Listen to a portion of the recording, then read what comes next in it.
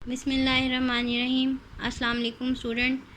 Last time हमने source of current discuss किए थे कि कौन कौन से ऐसे सोर्सेज होते हैं जिससे कि हमें करंट हासिल हो सकती है। हमने देखा सेल जो है इससे हमें हासिल होती है। इसमें primary as well as secondary cell आ जाते हैं। प्राइमरी सेल कौन से होते हैं? जो कि ड्राई सेल होते हैं, जैसे जिन्हें हम रिचार्ज नहीं कर सकते, जैसे लांची सेल थे, यूज़ होते थे।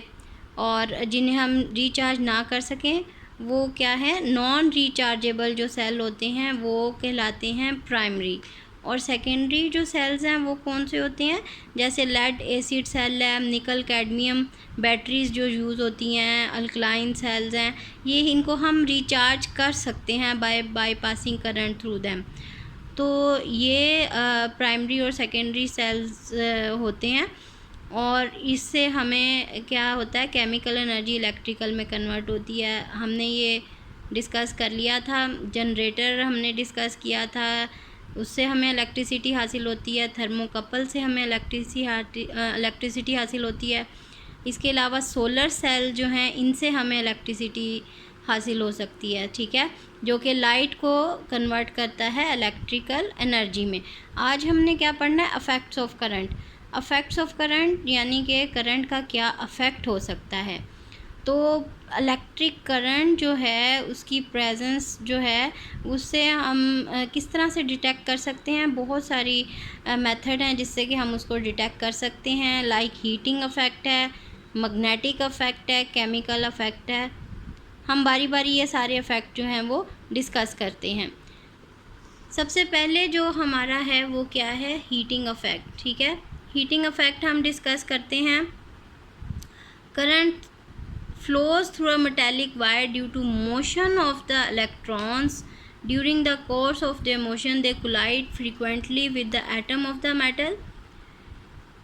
At each collision they lose some of their kinetic energy. अच्छा स्टूडेंट, देखें कि जब करंट फ़्लो होती है वायर में से, तो हमने ये कहा कि जो करंट फ़्लो होती है वो किस वजह से होती है? Due to motion of free electrons. Metals में प्लेंटी ऑफ फ्री इलेक्ट्रॉन्स होते हैं और वो फ्री इलेक्ट्रॉन्स जो होते हैं वो आपस में कोलाइड करते रहते हैं, ठीक है। कॉन्टीन्यूस उनकी कुलियन होती है और वो मेटल जो है उसकी वॉल्स जो है उसके एटम से भी कोलाइड करते रहते हैं। और इस कुलियन के दौरान जो है वो अपनी एनर्जी भी उनकी लूज़ होती है और वो काइनेटिक एनर्जी आपस में टकराएंगे और अपनी एनर्जी जो है वो एक दूसरे से टकराने से उनकी लूज़ होगी। और अगर टेम्परेचर इंक्रीज़ किया जाए तो उनकी काइनेटिक एनर्जी भी बढ़ जाएगी और बहुत ज़्यादा और तेज़ी से वो आपस में टकराएंगे। और इस तरह से उनकी एनर्जी टकराने से जो है आपस में कुलियन से क्या होता है, एनर्जी लूज़ होती है और वो एनर्जी जो है वो हमें हीट की फॉर्म में हासिल होती है। और ये जो उसका अफेक्ट है हीटिंग अफेक्ट कहलाता है। और इससे हम बहुत सारी जो हैं और यूटिलाइज़ हम इसको दूसरे पर्पस में भी यूटिलाइज़ कर सकते हैं इस हीटिंग अफेक्ट को। तो हीटिंग अफेक्ट जो है वो बेसिकली किस वजह से होता है?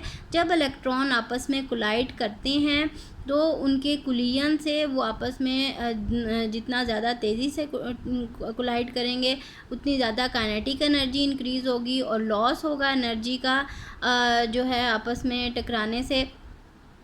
तो उससे क्या होगा, एनर्जी वो कन्वर्ट हो जाएगी किस में? हीट में कन्वर्ट हो जाएगी आपस में कुलियन से उनकी, ठीक है।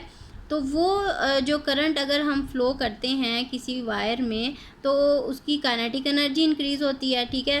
और आपस में बहुत तेज़ी से वाइब्रेट करेंगे इलेक्ट्रॉन्स जो हैं, मेटल्स के जो इलेक्ट्रॉन्स हैं वो ज़्यादा तेज़ी से टकराएंगे। तो क्या होगा, उसमें एनर्जी का जो लॉस होगा वो हीट की फॉर्म में उसका अफेक्ट जो है वो हमें हासिल होगा, ठीक है। वो वायर आपने अक्सर देखा होगा कि जितनी देर जो है वो कोई चीज़ रन होती है, जैसे कि फ़ैन अगर आप देख लें वो रन होता है तो आप उसको देखेंगे थोड़ी देर बाद वो गर्म हो जाएगा, ठीक है। इस तरह बल्ब है, इलेक्ट्रिक बल्ब है, वो ग्लो करेगा थोड़ी देर बाद, तो आप उसको अगर हाथ लगाएं तो वो भी गर्म हो जाएगा। बहुत सारी जितनी भी आप इलेक्ट्रिकल इंस्ट्रूमेंट देखते हैं कि वो थोड़ी देर बाद वो उसके अंदर हीटिंग इफ़ेक्ट आना शुरू हो जाता है, वो चीज़ जो है वो हीट अप हो जाती है। तो ये हीटिंग इफ़ेक्ट हम यूटिलाइज़ भी कर सकते हैं बहुत सारे पर्पसेस के लिए भी, ठीक है। तो देख लें अब, current flow through a metallic wire due to the motion of free electrons, ठीक है। ये हमने देखा कि मोशन ऑफ फ्री इलेक्ट्रॉन्स की वजह से उसमें करंट प्रोड्यूस्ड होती है, और during the course of their motion they collide frequently with the atom of the metal. Continuously जो है वो एटम के साथ टकराते रहते हैं, मेटल एटम के साथ। At each collision they lose some of their kinetic energy and give it to atoms to atoms with which they collide, ठीक है। और अपनी काइनेटिक एनर्जी जो है उनकी लूज़ होती है, और वो किसको दे देते हैं, दूसरे जिससे टकराने वाले एटम को अपनी एनर्जी दे देते हैं। The current flow through the wire, it जो है वो क्या होगा, उससे करंट जो उसमें वायर फ्लो कर रही है, करंट वायर के अंदर, it increases the kinetic energy of the vibration of the metal atoms. तो वो जो मेटल के एटम्स हैं उनको भी काइनेटिक एनर्जी जो है इंक्रीज़ होने से वो वाइब्रेट करेंगे, मेटल एटम भी वाइब्रेट करेंगे, उनकी एनर्जी जो है वो भी इंक्रीज़ होगी। ओवरऑल क्या हो जाएगा, ये सारा किस वजह से है कि जब उनके आपस में कोलाइड करेंगे, उनकी कोलिजन से वो एक दूसरे के साथ टकराएंगे, मेटल एटम के साथ टकराएंगे, तो वो अपनी काइनेटिक एनर्जी ट्रांसफ़र कर देंगे उसको, मेटल एटम को। तो इससे क्या होगा कि जी हीट जो है वो जनरेट होगी, it generates heat in the wire, ठीक है।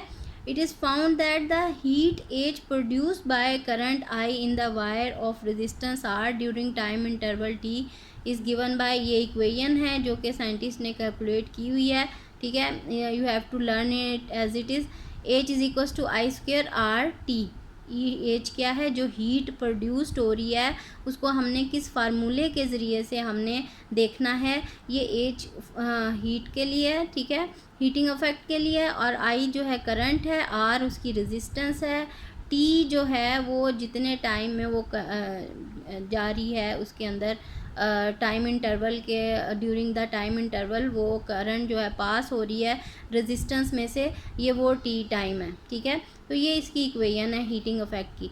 अब देखें, जब वो वायर हीट अप हो जाती है इस सारे प्रोसेस से, कोलिजन के, काइनेटिक एनर्जी के लॉस होने से जो वायर हीट अप हो जाती है, उसको हम यूटिलाइज़ कैसे करते हैं, उसको यूटिलाइज़ करते हैं इलेक्ट्रिक हीटर में, यूटिलाइज़ करते हैं केटल्स में, टोस्टर में, इलेक्ट्रिक आयरन्स जो हैं इसके अंदर हम इसको यूटिलाइज़ कर सकते हैं। इलेक्ट्रिक हीटर आपने देखा होगा, उसमें कॉइल लगा होता है और वो थोड़ी देर बाद वो जो है बर्न हो जाता है, मींस वो ग्लो करना शुरू हो जाता है उसके अंदर जो दो कॉइल्स लगे होते हैं या जितने भी। तो ये किस वजह से है, उससे फिर वो हीट उसके अंदर से प्रोड्यूस्ड होती है और वो इलेक्ट्रिक हीटर के तौर पे हम यूज़ कर सकते हैं। ये हीटिंग इफेक्ट की वजह से है। केटल्स जो हैं, इलेक्ट्रिक केटल, यहाँ पे ये देखें हमारे पास ये इलेक्ट्रिक केटल है, ठीक है। इलेक्ट्रिक केटल जो है इससे भी हम हीटिंग इफेक्ट की वजह से हम ये इसमें कर सकते हैं, वाटर जो है बॉयल हो सकता है इसके अंदर। ये किस वजह से होता है, ड्यू टू हीटिंग इफेक्ट। और इसके अलावा टोस्टर जो आप उसमें यूज़ करते हैं फॉर स्लाइसिस, उसमें भी यूज़ होती है, हीटिंग इफेक्ट होता है। इलेक्ट्रिक आयरन जो आप कपड़े आयरन करते हैं उसमें भी जो है हीटिंग इफेक्ट यूज़ होता है। ये इसकी एग्जांपल है student, that is also important for your MCQs।